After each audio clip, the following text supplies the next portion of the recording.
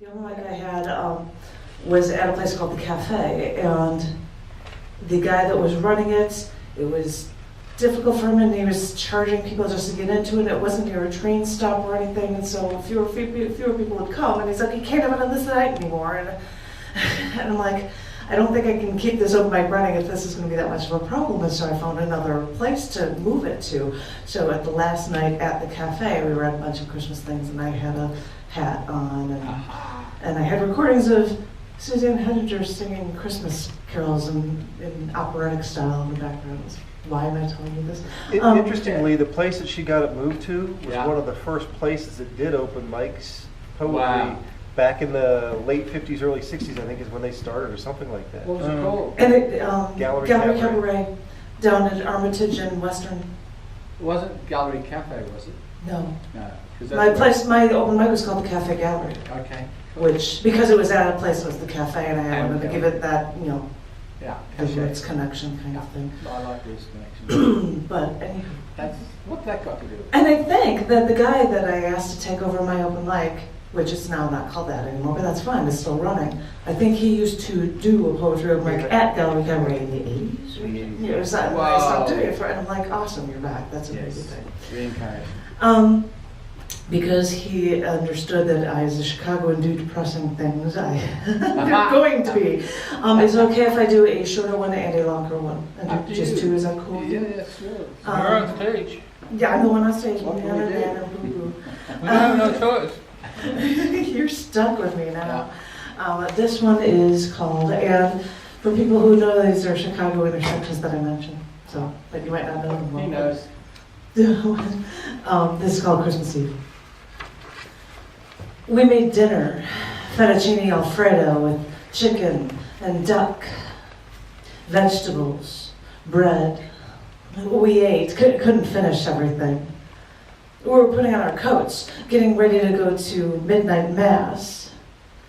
I decided to pack up our leftovers, give them to some homeless people on the main street. We got in the car and drove to Broadway in Berwyn. I got out of the car, walked over to a man there, asked him if he was hungry. I got out a bowl of noodles and a gallon of milk out of the car. Another man walked up to me.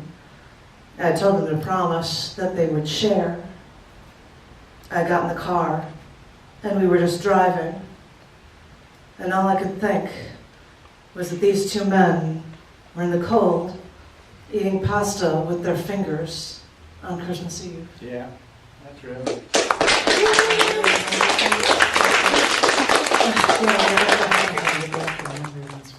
Then you have to deal with what?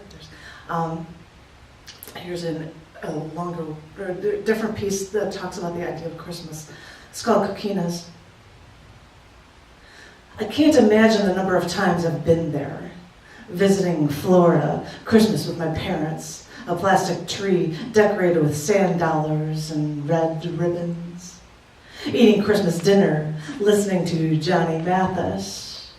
And after the Irish coffee, father with his brandy snifter in hand, mother and the other girls putting away the dishes.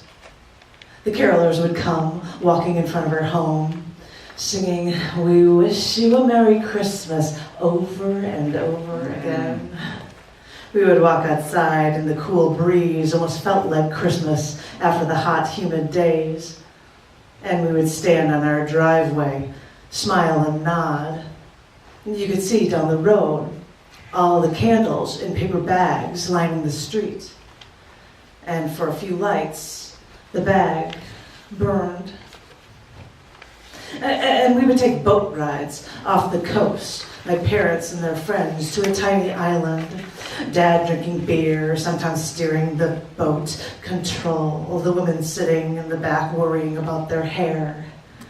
I would sit in the front, sunglasses, swimsuit, and sunburn, feeling the wind slapping me in the face and turning my head away from them, away from the boat into the wind, away from them to face it again.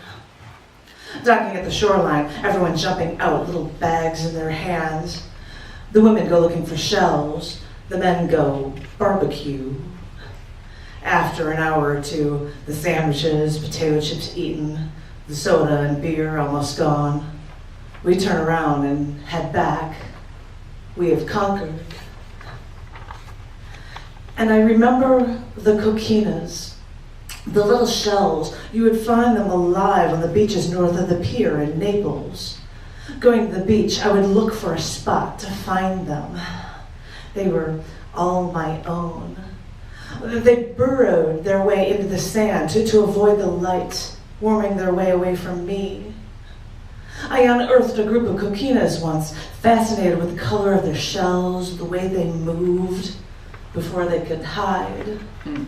I collected them in a jar, took them home with me. What did you teach me? What have you taught me to do? Is this it? Is this what it has become? Is this has become of me, of you, of us? And I took them home. I added salt water and sand, but I couldn't feed them. I realized soon that they would die. So I let them.